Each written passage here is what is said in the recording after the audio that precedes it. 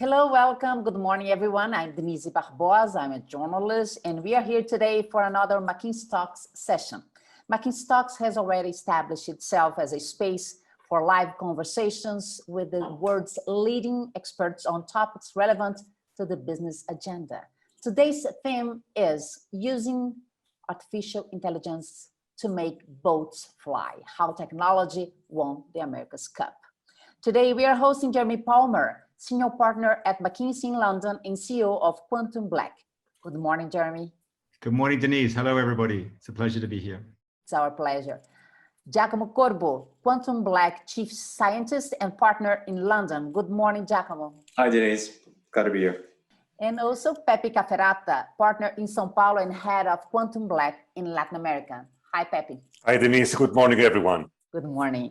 It's worth remembering that you at home, you can ask questions during this entire session using the field that is on the right side of the screen or at the bottom in case you're using your cell phone. Please contribute. Your participation is essential.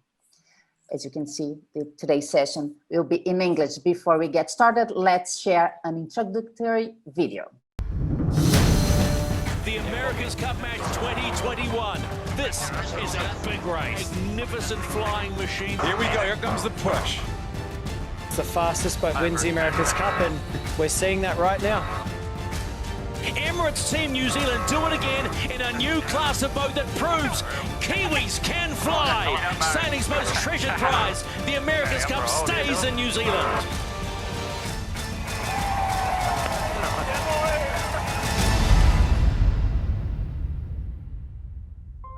The America's Cup is the oldest sports trophy ever. Got a lot of history there, and at the same time you're blending all that history with just cutting edge technology. Most people think of what we do as we go sailing. Well, we do, but it's not sailing. We go low flying aircraft sort of on the water with great hydrodynamic and aerodynamic qualities. The technology and the design can really make the difference between winning and losing. You have a simulator that's completely repeatable. You can model the same weather conditions, the boat going through the same waves. However, to drive the simulator, you've got to have sailors involved in that. And they're out on the water, and so to actually get the right people together is a real challenge, and the sailors are not completely consistent.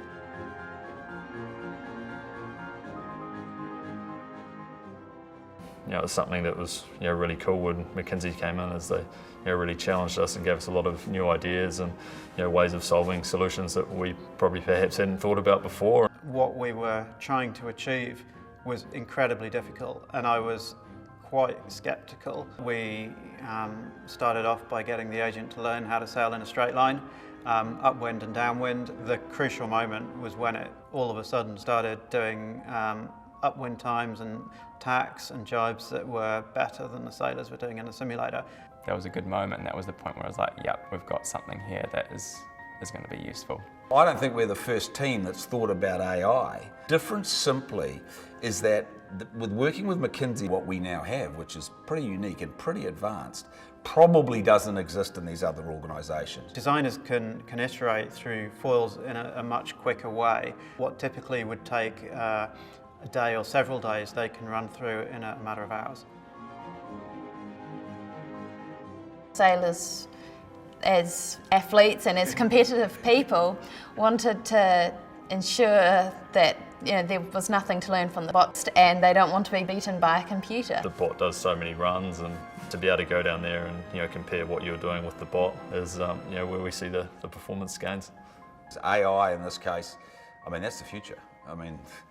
If you haven't got good AI within a few years, you're not going to be on the page.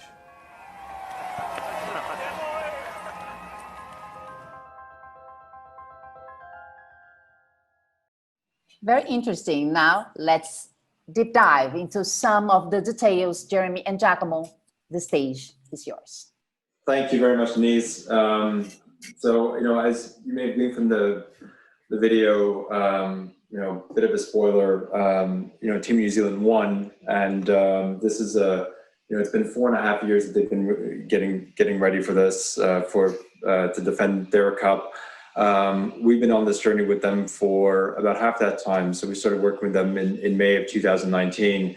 And, this was really, the opportunity to partner with them was one that we're excited about to begin with, but it's also very much a deliberate move by Team New Zealand to move much more into software development in ML, that was going to be an important part of this cup and of the technology race that is the America's Cup. And as you saw in the video, Grant Alton talking about the America's Cup as a technology race, it's always been the case since the inaugural Cup and the introduction of rake sales on the one hand, of cotton sales on the other.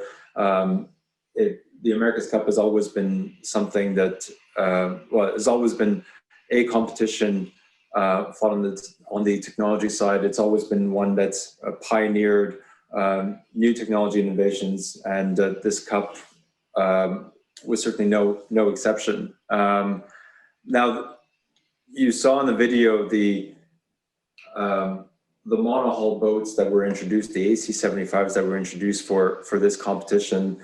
The nature of these boats is the way that they were architected meant that Team New Zealand very quickly worked out that the most important design elements were, not going to be the sails or rudders or even the hulls themselves, but really the hydrofoils. And these are elements that go through a lot of meticulous engineering by their designers. And what they were ultimately hoping for was a way in which that design and engineering loop could be closed much more quickly, a lot more effectively. And the way to do that was to, as much as possible, have a way by which the performance of a given hydrofoil could be assessed extremely quickly in a virtual simulator. It's worth saying that Team New Zealand built a physics engine over the course of the better part of a decade, and this is something that they've worked on, to improve the how well calibrated the hydrodynamics are, how well calibrated a lot of the material properties and structural deformations are, but they were, the way in which that boat was, the digital simulator was used was with humans in the loop, and that's because of the complexity of controlling these boats. So this is a little bit what the physical simulator looks like. You can only see 2 of the sailors, but ultimately there are 4 sailors that have to control these boats in that virtual physics environment. And what we were setting out to do was to basically have an AI bot, a machine learning system, do what the sailors were otherwise doing within this simulator. So closing the loop entirely via a bot that could sail the boat, control the boat on any arbitrary trajectory, in arbitrary conditions. So sail the boat optimally is what we were setting out to do. And this is a really hard control problem. This is not a problem that's reducible to a few partial differential equations whose solution I can back out as some kind of closed form equation. This is something, where the complexity of the challenge, the underpinning stochastics meant that we tried to lean on a technique called deep reinforcement learning to solve it.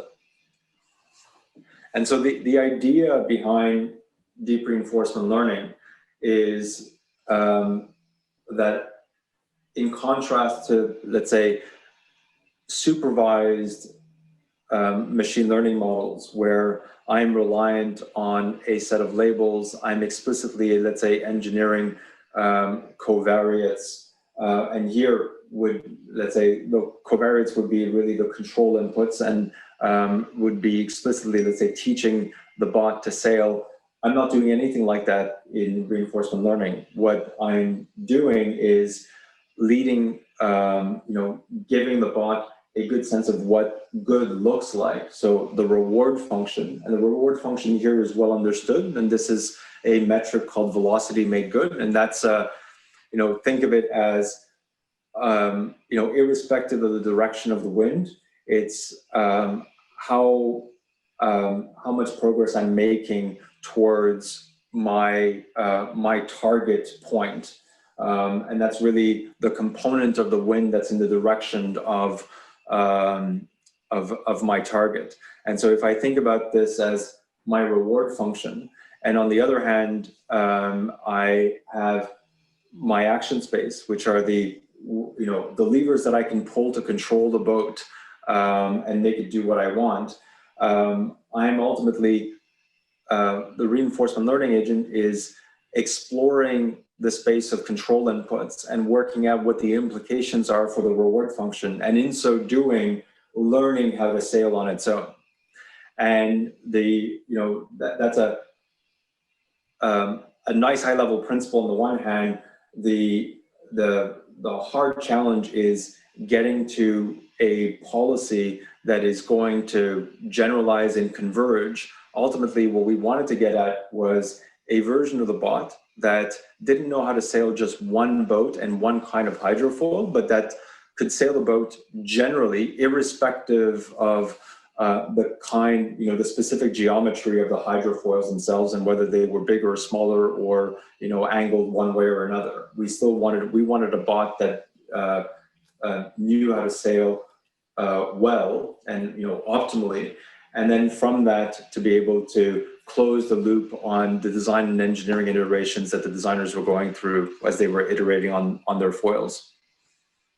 And the whole idea was to move them along the x-axis that you see here. So on, moving them to the right. The curve that you see here is the pretty canonical performance against number of designs tested curve, and something that we, that Team New Zealand had observed in a lot of different settings, and they knew that to the extent that they could test their designs more quickly, but also, as you heard from the video, solve the measurement error issue. The fact that the humans in the physical simulator are not terribly consistent. If we can reduce the measurability noise and at the same time increase the number of samples by which we're assessing each individual design, and ultimately not be coupled to the availability of these simulators being in the availability of the sailors to be in the simulator to test these designs, we could move them all, Team New Zealand on the right-hand side much more. And the thing that we're incredibly proud of is how much we were able to do that. We were able to accelerate the design and engineering process by a factor of 10. So this isn't a question of marginal improvement, of trying to get a 5, 10, 15, 20% gain. This is something that accelerated the design process by a factor of 10. So, we talked a little bit about the impact that this has had. It's also worth saying that not only did this have value for the designers and engineers, and which is really the reason for which we set out on this journey with Team New Zealand and built this bot, but it also helped the sailors themselves sail the boat and on board, be effective on new designs more quickly. One of the things that, they still had a physical simulator, but one of the things that, the sailors started doing when this was a bot that was, sailing as well as they were. In fact, this is a bot that could always outperform the sailors on tacking and jibing maneuvers, and on, on runs, on longer runs, would outperform the sailors, 6 to 7 out of 10 runs. So to the extent that it was sailing on a par with them, it created an amount of healthy competition, but it also got the sailors to start, in certain maneuvers, under certain conditions, start emulating and mimicking what the bot was doing. And so there's a really interesting, story here around how human performance was of the sailors themselves was all improved by having this kind of capability available to them. As much as this is something that applies to a design and engineering process, and something that translates to other new product development, new product engineering processes, as engineering firms and manufacturers are looking for faster ways to engineer products, are looking to bring in more end-to-end virtual product development. It's worth saying that a lot of this applies very horizontally to a lot of other settings that have nothing to do with discrete manufacturing. And so in process manufacturing industries, a lot of production planning is increasingly exploiting the kind of deep reinforcement learning that we use here to solve a hard nonlinear optimization problem on an ongoing basis, where you have important dynamics and stochastics in play. And also, there are a lot of other complex optimization problems, including recommender systems, and logistics problems, inventory management and control problems, where I don't have the benefit of very long time series. The fact is that the behavior 6 months ago for a specific category, for a specific SKU, a product, might very well be very different and unrepresentative of what it is now. And to the extent that that's true, then the promise of reinforcement learning in solving and optimizing over those kinds of conditions is that they continue to track the underpinning dynamics. They continue to evolve and remain performant even as the underlying phenomenon continues to change and evolve. So, I mean, with that, Denise, maybe we go into a bit of a Q&A. Really exciting, really fantastic. So, Jeremy, if you think about this, you have very different profiles here of amazingly talented people, right? You have the sailors on one side, Olympic medalists with a lot of stuff to do in terms of sailing, training, but also in terms of marketing and different interviews and press. You have designers, right? You have data scientists, you have the team as a whole that needs to win the cup, right? How do you manage to put all these people together to work against this goal? And what were the main challenges we face in that process? Well, it's a great question, Pepe. And as Jacomo described, there are many people involved to make something succeed like this. And of course, it's a problem we all face, right, in our working lives. If you want to do something interesting and different, you need to motivate a very diverse group. I think the beauty in this case is, which we can all learn from, is that firstly, the metric is very clear, right? Everybody knows that what we want to do here is win the race. And that's something that we can all remember in our work lives or our daily life. If everyone's clear what the metric is, that's a good start, right? Everybody's aligned around the metric and what's the needle we want to move. Secondly, there is a commitment to experimentation and to creativity because of the competitive nature of the situation, and an understanding that any opportunity to improve our performance should be taken within the constraints of the situation. In this case, there are rules and so on. And then thirdly, I think the specific incentives are clear for everybody.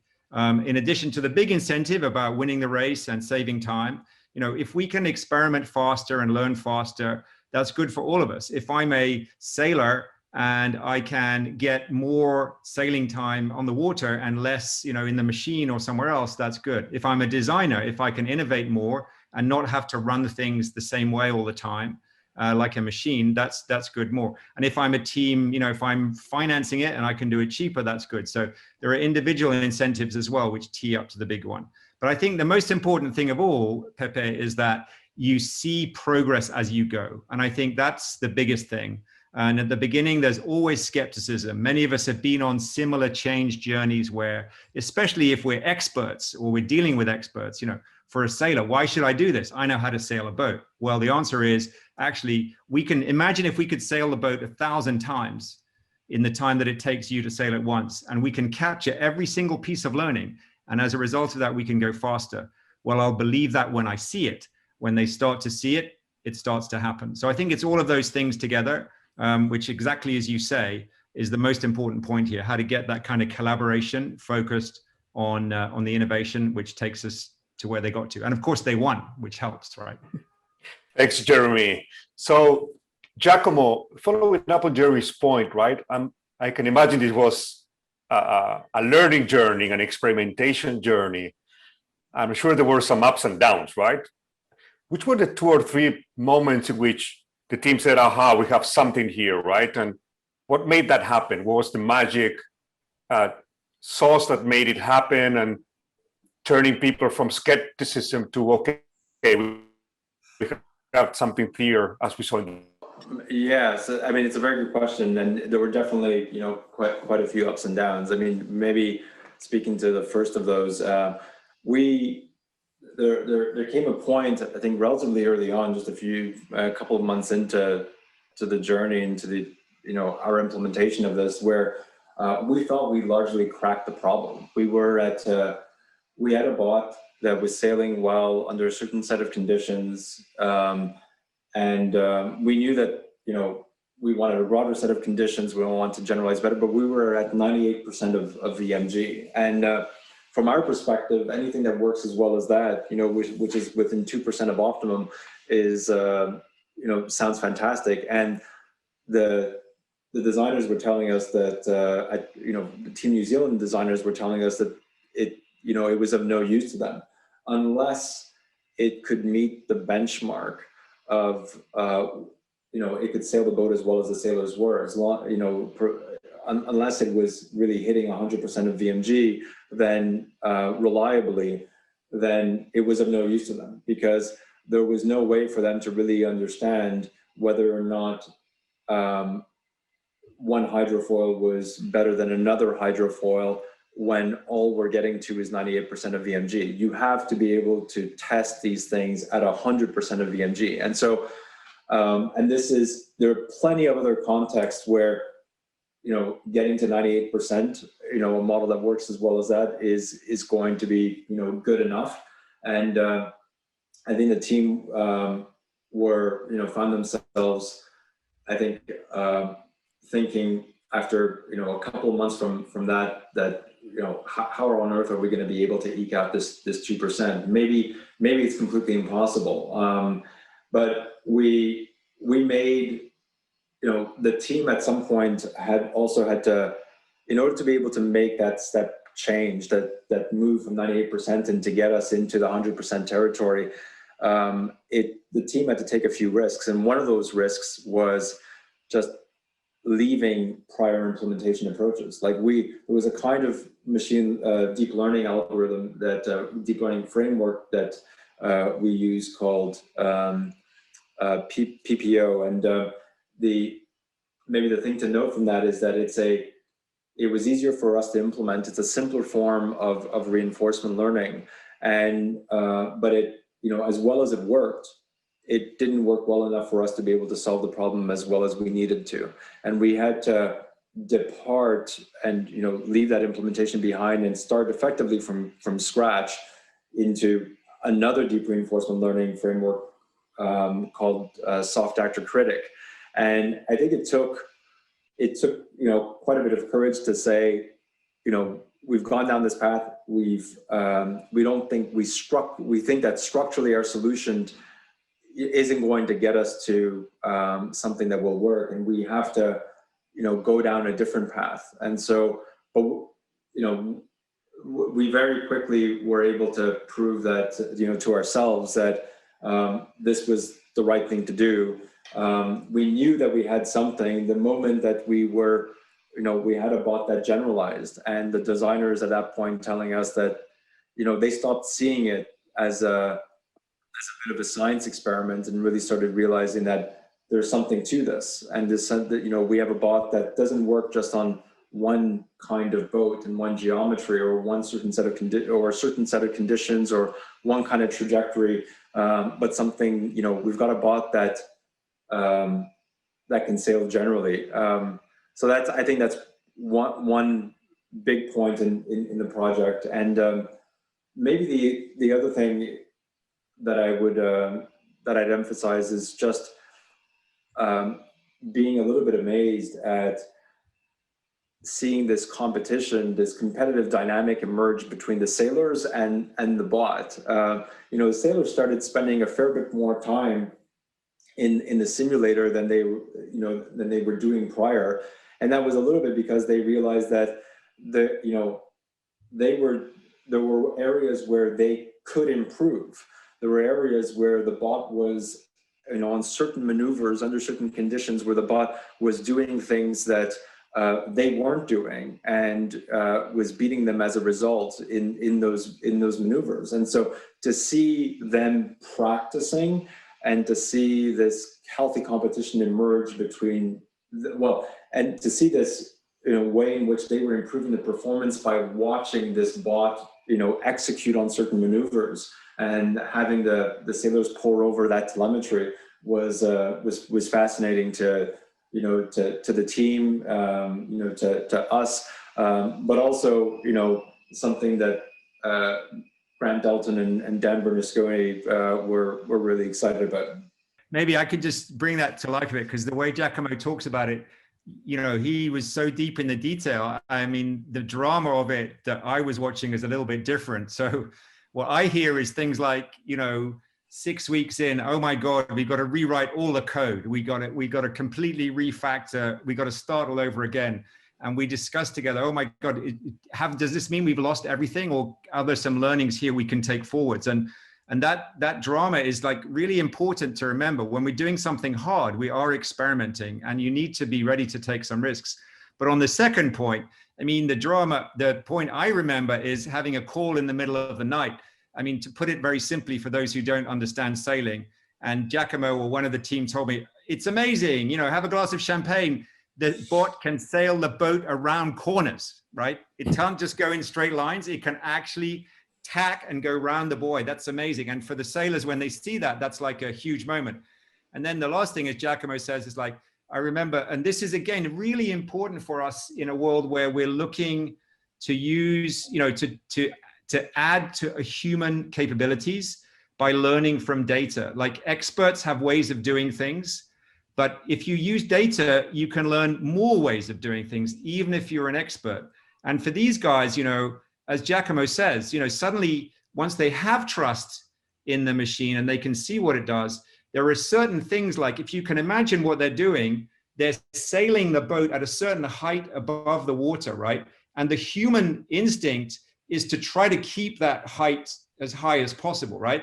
But of course, we know there is an optimal point somewhere below there where you're going to get more drive, but you don't know exactly where it is, especially when you're going up to a corner or the conditions are changing. And so seeing how the expert, these are Olympic sailors, these are the best sailors in the world. They are literally the best, they are amongst the best 10 people at the world at doing their job. And they're saying, actually now, if I collaborate with the machine and learn from the data, I can do that job better. And I can do things I didn't know we could do before. And I think that's the lesson that I take from this out in the real world, where, so many of us are, we still rely on experience and seniority. And, I've been there before, I've seen it before, but actually there are new ways of doing things, and we can improve our performance if we're open-minded and we're ready to experiment and look at what the data can show us. Thanks, Chairman. A beautiful segue on my next question, which is, how can we use this in real life, right? If you look at our day-to-days in terms of manufacturing, logistics, operations, product design, marketing, how can we apply this in real life?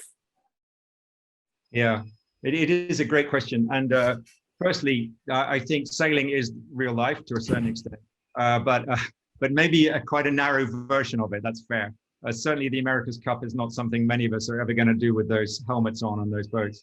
But you're right. I mean, in the business world and in the real world, what are the right situations? And of course, we need to be realistic. And Jacomo has described about how everything we do with machine learning and analytics and data is trying to reduce real world problems into some kind of mathematical problem, which we can then try and solve.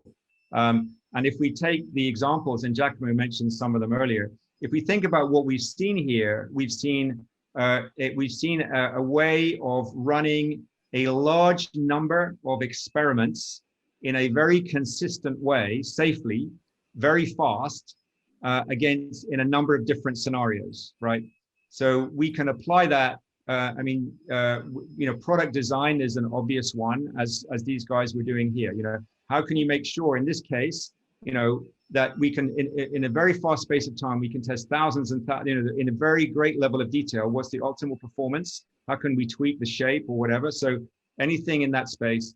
But then Jacomo mentioned, any other kinds of optimization, supply chain, complex scenarios, where, especially now, we're in a world where historically this would not have been possible, but where there isn't much data or things have changed. And look at where the world is today, right? I mean, we've had to live in the last 12 months in a world where, we always modeled demand in a certain way, and it operates within these parameters. If we put our retail in the right place, suddenly the world has changed. Demand has suddenly gone to zero. Oh my gosh, what do we do? Well, these are all examples of, complex optimization problems where these techniques can be incredibly valuable out there in the real world. There are lots of other examples. I think operations, customer interactions, the problem sometimes called next best action. In all of these areas, I think reinforcement learning is very exciting. Thanks, Jeremy. So, Jacomo, this seems incredibly hard from a technical perspective, right? If you think about the amount of data and how do we do this, and what do we need to buy a data center to do this, right? How did you crack this problem, and what tools are out there in a very synthetic way for those of us that are a bit less deeper on this? And how easy is this from a technology perspective? It's definitely true that deep reinforcement learning is at the vanguard of ML, and because of that, there's it's one of those things which is just emerging from academic labs in the last few years. At the same time, there are more and more of the things that reinforcement learning requires in order to be able to get it to work at the level of having things like some kind of digital twin that will model some kind of phenomenon, whether that's of in a design engineering process, or in a lot of other environments. It might be a digital twin of of an assembly line, or of a chemical manufacturing process. Whatever is the case, there are these are things that are at disposal of organizations, against which they can train these kinds of models. The other thing to recognize is that deep reinforcement learning has also evolved a lot in the last few years to be much less data hungry, which it now means that you can deploy it into, there are ways in which to get deep reinforcement learning to work even when you don't have a simulator in the loop, even where you're just observing data come in at a certain rate. So a lot of the things that I mentioned around, and Jeremy mentioned around next best action models, recommender systems of a certain category, I don't have the benefit of the simulator, but I can still get deep reinforcement learning to work. And that this is relevant in a lot of contexts is also because the people who are implementing this don't have to be, let's say, DeepMind caliber engineers. They don't have to be, pioneering really at the level of the algorithmic frameworks themselves. The fact is that more and more of the implementation of bringing deep reinforcement into the real world means leveraging, industrialized components and tooling built by, some of it in the open source community, some of it by commercial vendors like, like Anyscale, some of it built by the cloud providers, that mean that a lot of the, the hard work is a lot less technically complex, but it remains software engineering, right? It's software engineering with its own patterns and practices and stack. But for a lot of organizations, it now means that these kinds of capabilities are within their reach. So Jeremy, before we finish with an example, if you had to step back as CEO of QuantumBlack, what are you most proud of here? That's a great question. I think for me, it's we talk, as you know, Pepe, we talk a lot about collaboration and bringing together, really super smart people, but with a humble learning mindset, which is really focused on problem solving, and is designed to, really make sure that our work has value for the users. And in many contexts, that's hard to define, right? Life is complicated. The timelines are different. Are we measuring over a short? In this case, we had a really super hard problem. I'm so proud. I mean, the team that Jacomo led was incredibly broad group of people from all over the world. They had to make requests of me and others, which were pretty bold in terms of the amount of time it would take, and they wanted to keep experimenting and learning.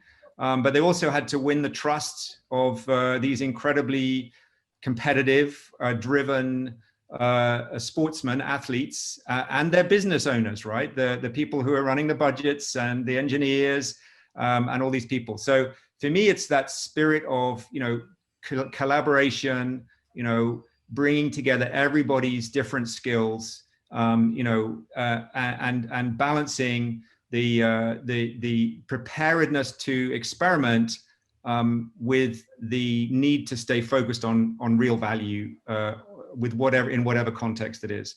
So I think this is just a great example of that, which we try to bring everywhere, but not always, obviously, with such with a nice big silver cup at the end of it to wave in the air. I wish we did, but so I'm super proud of the work that Jacomo and the team did, and mostly that, as I said, having, as it were, happy clients is always a nice thing, and who could be happier than a team that's won such an amazing championship? So that's some of my reflections, Pepe. Pepe, do you know examples of companies that are successfully applying this kind of techniques in our region? In what sectors? So Denise, actually, I have a great example on that. Talking about complex manufacturing systems, we have a client who had to export their product, right, to 160 different markets, each of the market having different needs, right? Different kinds of SKUs. There were over 3,000 SKUs. And we were trying to convert a given animal, into end products, right? That had to be exported to these 160 markets. And to do that, you have several manufacturing plants, and the plants have constraints in terms of how they can process the animal, the different sanitary restrictions that you have in different markets, traceability restrictions that you have in different markets. So each plant could not do everything, right? So you had different plants that could do different things at different costs, right? So you have this hugely complex problem, 160 markets to serve, placing orders every day, 3,000 SKUs to produce, 17 plants with different schemes. And how do you do this, right? So we apply the typical optimization techniques that we use for these complex problems, but we also applied reinforcement learning, right? And the result was really amazing, right? The reinforcement learning simulators were often beating the more simple and more used optimization techniques, right? So we had a client, a very happy client as well. And we can do the same thing for other manufacturing companies, for other complex logistics or production systems. We can do the same thing for recommender systems, as Jeremy mentioned, next best action. And we've done some of that on an experimental way in problems like collections in banks, right?